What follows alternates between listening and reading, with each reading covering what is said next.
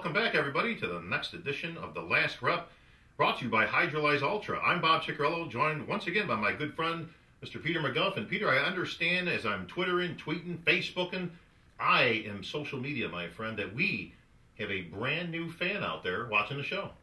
Yes, indeed. Last week, my wife Anne got a call from Betty Weeder, who told her that they're watching. Joe and Betty are both watching the show and enjoying it enormously.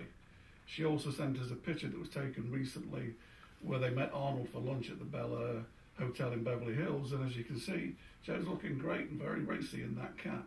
He looks fantastic. I mean, the best I've seen Joe in some months. You know, his health has been ebbing and flowing for the last couple of years or so with various back injuries and surgeries and things. Sure. But Joe looks spry, but it looks like he had a good time with Arnold and probably caught up on some old times, if I'm guessing. I'm sure they did. Yeah. Absolutely. Well, you know what? Big shout out to Joe Weeder, obviously, and family, and Betty, and everybody that's watching The Last Rep. So, hey, Joe, how you doing? And, just keep doing what you're doing, man. The father of bodybuilding, Peter, without question. Yeah, he's the first rep. We're the last rep. Ah, look at that. Already starting with the segues. That's why you get the big buck, Peter.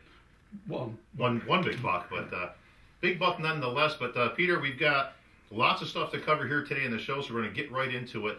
Unfortunately, some of it not so good news. Our good friend Bob Kennedy, man, you go back with quite a amount of years, the publisher of Muscle Mag and various other publications throughout the years, has fallen ill more recently. He hasn't been in good health the last couple of years, but recently he's taken a turn, and it doesn't look too good for Bob Kennedy. No, I've known Bob for 30 years. He's always been fit and spry. I mean, he still trains. You know, he's a real bodybuilder, but unfortunately, this year's been very bad for him. And his wife Toscarino actually posted something on her website on Monday, giving an update on how things were going. Yes, and we're grateful for that. I'm going to read that right now for everybody out there. And this is posted by Toscarino Monday, April 9th. It says, "This is a sad time for our family and all of us, but I wanted to let you know about Bob's health. Despite his and all our greatest efforts to fight lung cancer, it now appears he will not be successful with his treatments. And unfortunately, his condition is terminal. At this point, we do not know how long he has, but we don't think it's very long. He was able to meet with Arnold yesterday for a couple of hours, which was an inspiration to Bob in this difficult time. It was nice to see the sparkle in Bob's blue eyes once again. The two legends even flexed. We will soon be losing a wonderful person, father, great leader, and inspiration for both the company and this industry at large. However, Bob's life's work, dedication, and impact on bodybuilding, fitness, and health, and the support and inspiration to tens of millions of people will continue through all of you. Your continued thoughts and prayers are appreciated beyond words. Sincerely, Toscarino." That from her blog. And as you can see, Peter, Bob Kennedy has been adored by millions and millions of people. He's put out, obviously, various publications, but you and Bob go back quite some years. Yeah, I first came into contact with Bob 30 years ago. In fact, he published the first article I ever wrote for the North American market in Muscle Mag. And, he's a real gentleman, got a great sense of humor. He's originally from England, so we have a certain empathy there. And, of course, his great friend and compatriot up there who works with him on the magazine, Gino Edwards, is there from England. So when the three of us got together, we'd be talking with references that nobody else knew about. And I would just ask the whole bodybuilding community to pull for Bob. He's one of the really good guys in this sport, and he deserves all the support we can give him. Well, he sure does, Peter. Well said. You guys, you go back again some 30 years or so. Did you actually write for Bob Kennedy through all these years? Yeah, I started off in '82, did a few articles for Bob whilst I lived in England. But then, over the passage of time, I went to California to work for Joe. But we've always been friends, always meet up at shows and have a laugh and everything, and he's a great guy. Interestingly, Peter, through all the years, there's been various magazine wars. We've often, reported on. You were involved right in there as editor-in-chief of Flex Magazine. Bob never got involved in any of that stuff. He never really embraced the wars or the one against the other type things that was going on. He was kind of like Switzerland out there. That's right. He never got involved in any of the politics. He did his own thing. He never had an agenda that he wanted to push, or political agenda in the magazine.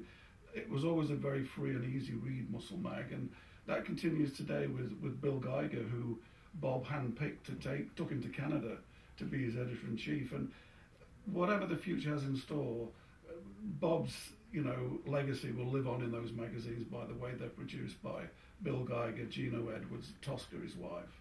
Well, no question about that, Peter. Well, all our best, obviously, to Bob Kennedy and his extended family. Peter, moving on, the Rochester show was this past weekend. I just returned from my hometown. And speaking of the legends, Joe Lazarro, 81 years old, God bless him, recipient of this year's Rochester Hall of Fame inductee award. Like I say, 81 years old, still going strong, still training in the gym, but he goes all the way back into the 50s. Actually, on the plaque itself is a picture of the strength and health issue he was on, I think, in 1955 or 56. Wow. Yeah, that's amazing. I mean, I know the name Joe Lazarro from his son, right. and of course, Joe Jr. always used to talk about his dad, but it's amazing to think that Joe was talking about his dad and he was in his 60s. Now he's in his 80s. It's just, time just flies. Well, he's been competing literally all these years. He just competed up until last year, the year before. He would go to the Masters, Nationals, those type of shows. Yeah. Just because he loved bodybuilding and loved competing. And you're right, his son Joe, who I basically grew up with, also turned professional some years back now. Yeah. But a very good national competitor, earned his pro card, and continues to run the bodybuilding shows out there in Buffalo, New York, our sister city up in Rochester. So, but it was great to see Joe. He was very happy to receive that award, and I know his family also appreciated that as well. Yeah. Congratulations once again to Jim Rockwell's been putting that on now in his 34th or 35th year over there. So an institution there in Rochester. Well, Peter, we're going to cover lots more to come from the program, and we'll be covering all these events and more, including what Jay Cutler is up to after the break. MD Supplement Superstore. Number one.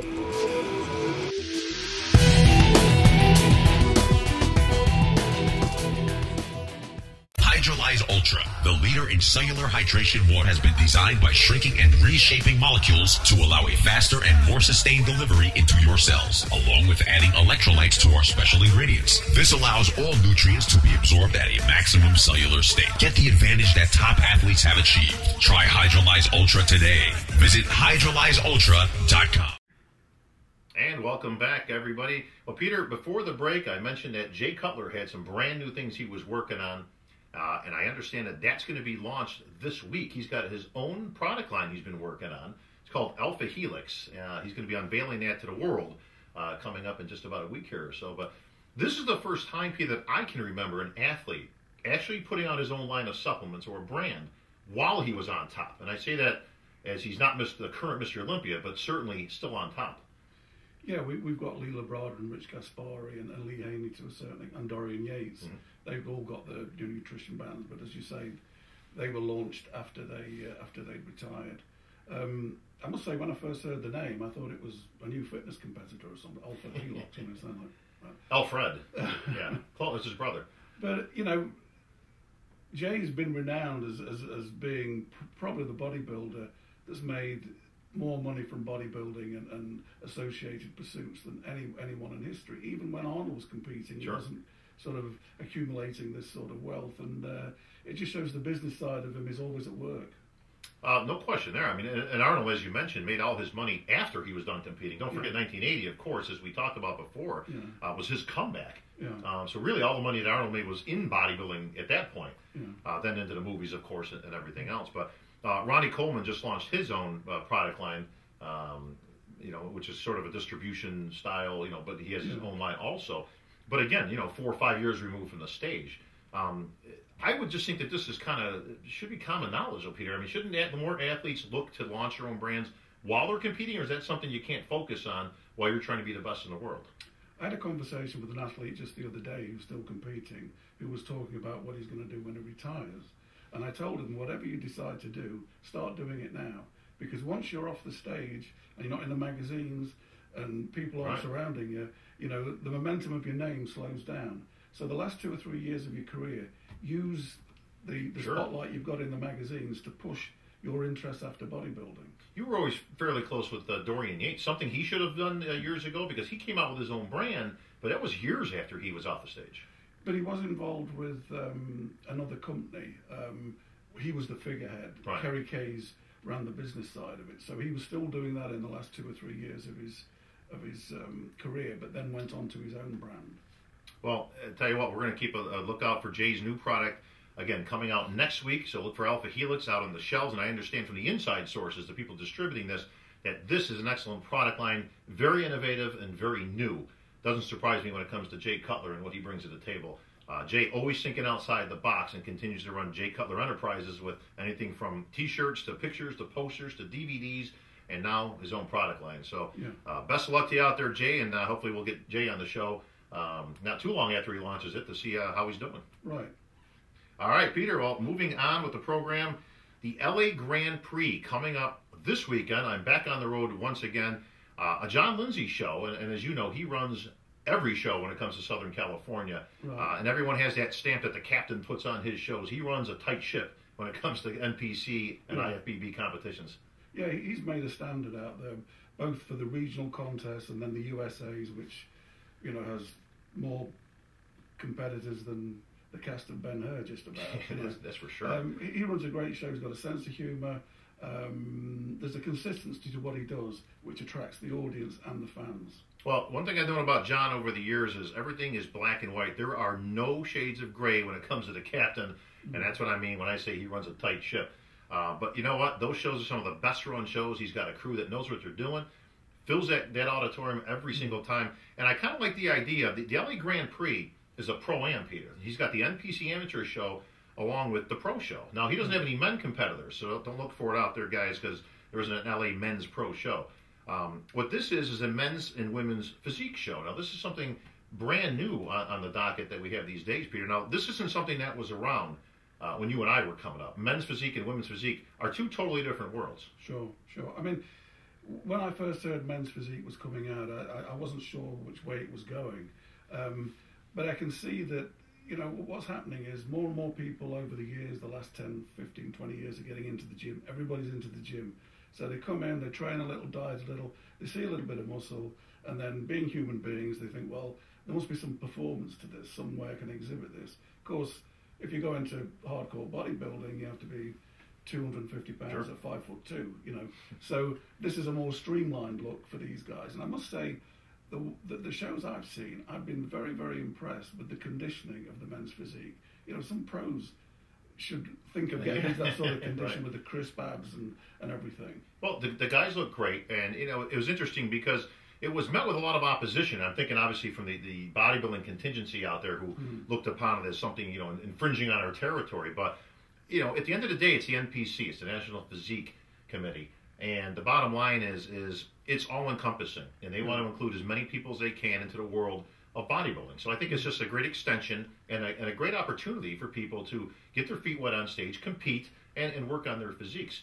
The women's physique, though, is a whole completely different world, and we're going to talk about that more in depth because that deserves a little bit of time, because that has come on the heels of women's bodybuilding, which, as you know, has had its share of ups and downs, and lately it's been pretty much all down. Right.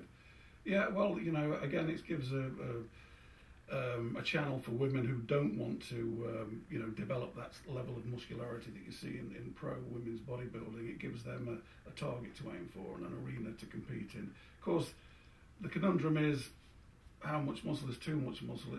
It's one of the few sports, women's bodybuilding, where you're told that's enough now. You know, nobody says to Usain Bolt, you're running too fast, you're out the contest. Yeah, you know, so it's a very tricky thing to sort of balance. Well, we're going to get more into that later because, like I said, that could probably deserve its own segment, and we can go as far back as when women's bodybuilding was introduced, which you actually remember and was a part of. So we're going to save that. But I was a part of the women's bodybuilding. You were a part of the women's competitor. Proudly so. I'm just glad to see you're back in men's clothing again, Peter. Well, lots of great discussion when it comes to men's and women's physique, old classes, new classes. One thing about bodybuilding, it's always true, lots of change always in the works. Well, Peter, we're going to be joined very soon by our good friend Kim Odo, who's one of the top trainers in the world. He's out in Southern California and has put his name and stamp of approval on the LA Grand Prix. So we're going to go to a break. When we come back, live via Skype with Kim Odo. What's up? This is Cedric McMillan. Listen, get your ass down to the MD Supplement Superstore. Peace. Hydrolyze Ultra, the leader leader in cellular hydration water has been designed by shrinking and reshaping molecules to allow a faster and more sustained delivery into your cells, along with adding electrolytes to our special ingredients. This allows all nutrients to be absorbed at a maximum cellular state. Get the advantage that top athletes have achieved. Try Hydrolyze Ultra today. Visit hydrolyzeultra.com. All right, welcome back from the break. Well, Peter, as promised, one of the preeminent trainers in the world is going to be joining us. He's going to talk about the LA Grand Prix coming up this weekend in Southern California. So live, joining us right now via Skype. Let's welcome our good friend Kim Otto. How you doing, Kim? Doing good, Bob. How you doing?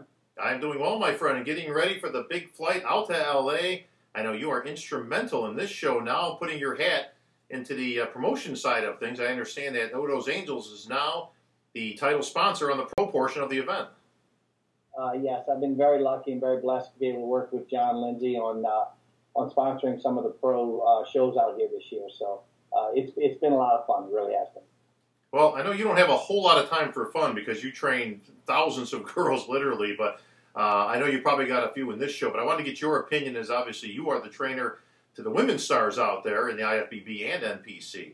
But I'm seeing a lot of crossover girls in this competition. We're, of course, talking about the women's physique portion of the pro event, Kim. Yeah, you're getting more and more of the figure girls crossing, and coming down, as well as some of the bodybuilders that are coming over. But this one, I think we have 4 or 5 of the pro figure girls that are crossing down. Girls like Sienna Kerr and Sarah Hurley, Patricia Mello, Sabrina Taylor. These are all girls, and even a fitness girl, Stacey Simons, that are stepping up, I should say, into women's physique. So I think it lends a lot of fun to see this blend, of physiques that are going to come into this thing. Well, we saw Sarah Hurley win a show actually in St. Louis not too long ago, and that of course created a lot of buzz on the internet that a former figure girl would obviously be enough to win a women's physique. How do you see the class unfolding as it's been unveiled and this its first year? Well, so far both shows, and I was at the Governor's Cup for the second pro women's physique. That was also won by a figure girl that stepped into it, Karen Kimura, and it was really close between Karen and Sarah. There was like 1 point separating the two girls. It was really close. So far they've been streamlining it. It's been pro style figure girls and pro style fitness type physiques that are coming up a little bit more so than it's been about a lot of muscle or a lot of density or rippedness. It's been that streamlined style, good conditioning, not too hard, not too much dense muscle, but yet an athletic style physique. Well, Kim, is it what you and I have envisioned? And we talked about this a long time ago as we were putting some pieces together for the introduction of the women's physique. Has it unfolded as you've seen so far? Yeah, I think it really has. I think it's come along a lot. A lot of what we've discussed in visionary of thinking about what our thought process would be and how we thought the physiques kind of would run. But yeah, I think it's been pretty much to protocol, and they've definitely, I think, kind of made a stamp on how they like it to be. And the first couple of shows has been in that protocol frame. So I'm glad to see, because it's been good physiques. And I think this show will be no different. This has got a plethora of physiques here that are very, very talented physiques. Well, Kim, we've seen the numbers increase, especially last year. Were you surprised at the amount of numbers that came out for the women's physique? We saw up to 50, 60 girls in some of the competitions that came out that were pro qualifiers. Yeah, it really was. I didn't expect it to catch on quite that fast, but it's caught on extremely quickly. And even at the pro ranks, the women's physique in these first couple of pro shows, these first 2 pro shows, and now this third one, these have been very, very good numbers. And so I've been very pleasantly surprised with how quickly we're adapting to it and how quickly the girls are becoming interested in it. Well, Kim, we've seen a couple of crossovers, like you mentioned. We've seen definitely some figure girls that have done very well.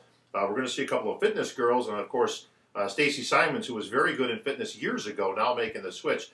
But I want to key in on just a second on the former bodybuilders. Now, they haven't fared as well as we've seen so far, but we've got a couple of new players into the game.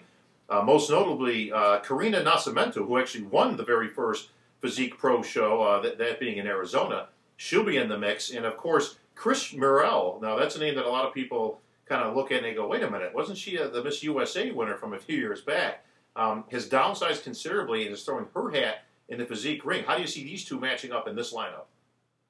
Well, I think they both have an opportunity to do real well. I know Chris has really brought her package down, and I think the bodybuilders are getting a better focus and a better view on where this is all going, and they're starting to catch on now with how they have to kind of temper back the muscle to fit the protocol. Sure. I know Chris has done that. Seeing her around here locally, I know she's really started to bring it back to fit the protocol. And of course, the little one that won the first show was well within the protocol, and she's got a very good physique. So I think both of these girls could be instrumental in the placings because both of them are really working hard to stay within that boundary. Well, of course, we have to see once it gets underneath the lights and, what gets put up on that stage. But do I think they're both capable? Yeah, I think they're very capable. Well, Kim, I'd be remiss if I didn't mention the men's physique also there. I know you predominantly work with the women, but a couple of the top names that you'll be looking for this weekend to make a splash in men's physique. Well,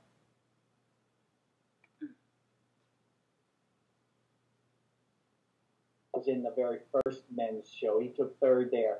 And again, he's here for this one. And a lot of the guys that were in that first Governor's Cup, they're here at this show also. And it was a really, really competitive top 5 guys. And so you've got a lot of these guys like Matt Christensen, who won the very first one, the Governor's Cup. He's there. Bobby Ashurst is there. Alex Carino placed second there. He's another guy it's a very, very good physique, not too big, not too small. So there's 9 guys on the list so far. Mark Anthony is also there out of Vegas. He's another physique that's very talented. You got a lot of good guys. Even though it's 9 guys, this is a packed 9 guys. Well, it sure is. Well, we'll be keeping an eye on those guys, and of course, some of the ladies that we spotlighted here today. Kim, I know that phone's probably been vibrating your hip off, as you never have any less than 100 girls getting ready for a show any given weekend. So I'd like to thank you for joining us for the first time here on The Last Rep, Kim, and we'll be seeing you this week in California. I look forward to it. It's going to be a great show. I know John puts on a fantastic production, so we're really excited and look forward to seeing you there. You got it. Well, thanks for joining us, Kim. Safe travels. All right. Well, thanks for joining us, Kim, and we'll be seeing you this weekend in just a few days out in L.A.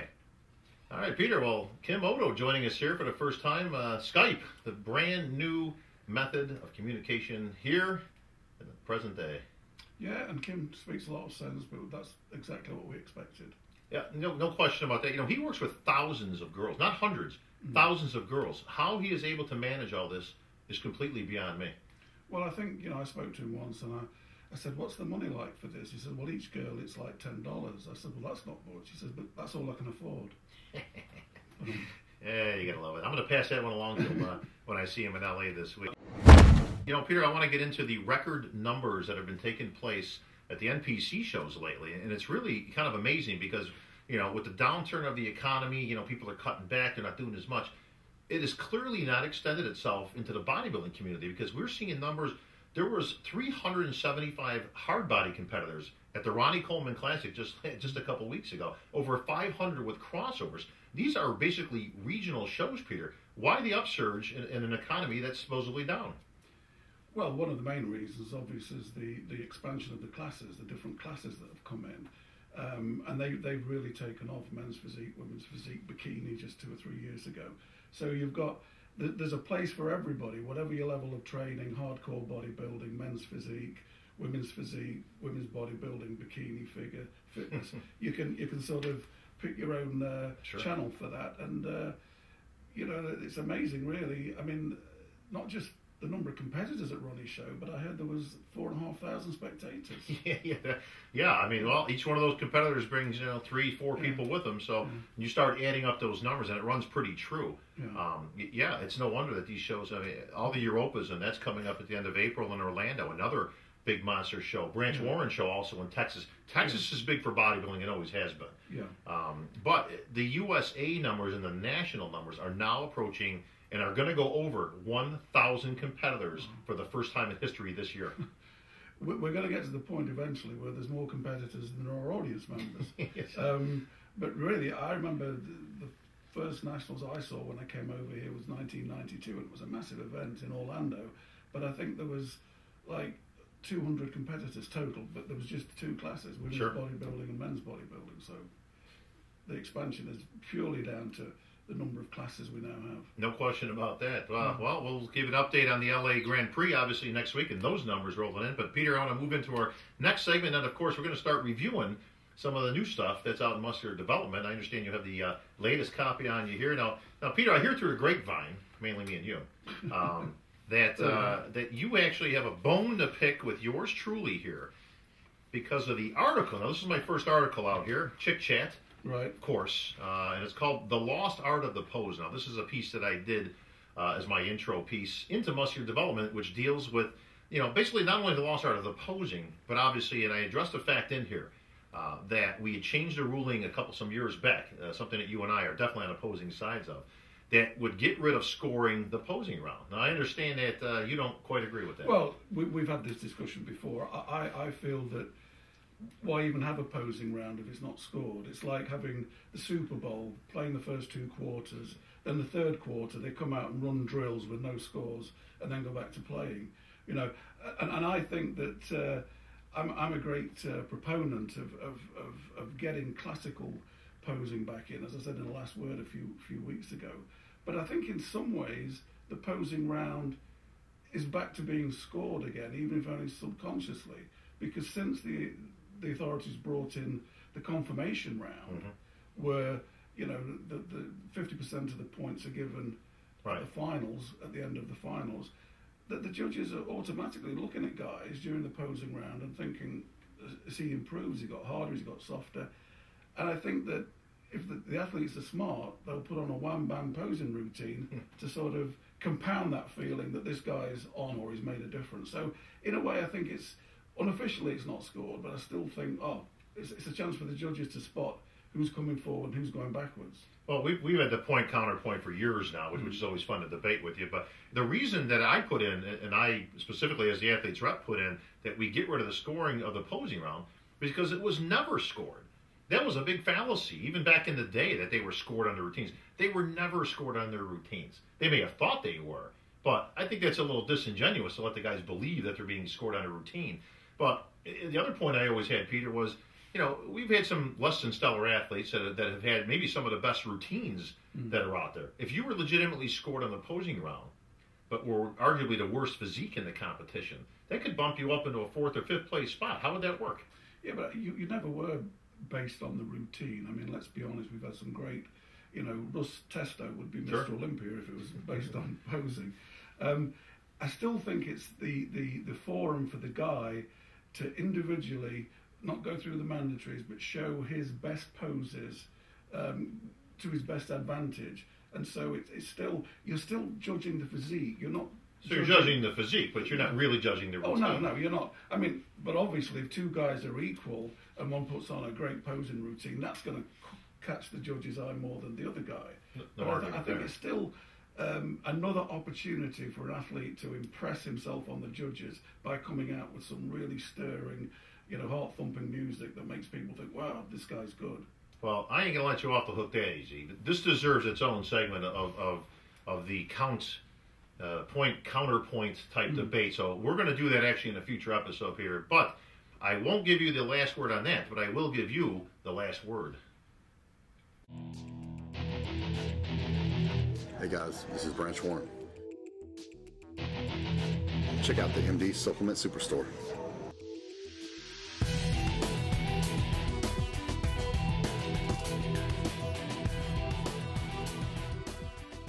Hydrolyze Ultra, the leader in cellular hydration water, has been designed by shrinking and reshaping molecules to allow a faster and more sustained delivery into your cells, along with adding electrolytes to our special ingredients. This allows all nutrients to be absorbed at a maximum cellular state. Get the advantage that top athletes have achieved. Try Hydrolyze Ultra today. Visit hydrolyzeultra.com.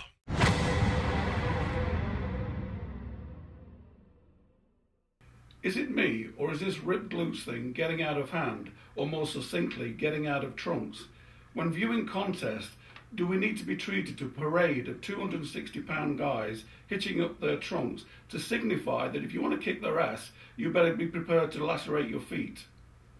In a bodybuilding stage, is it necessary to be treated to a greater array of complete asses than found in Congress? The sight of our top guys shaking their bare tushes like members of a male go-go troupe can send the wrong message. Guys, it's time to cover our asses. Bottom line, let's put the over-rewarding of ripped, exposed glutes behind us. Let's put the glutes back where they belong, back in the posing trunks. And that's my last ass word.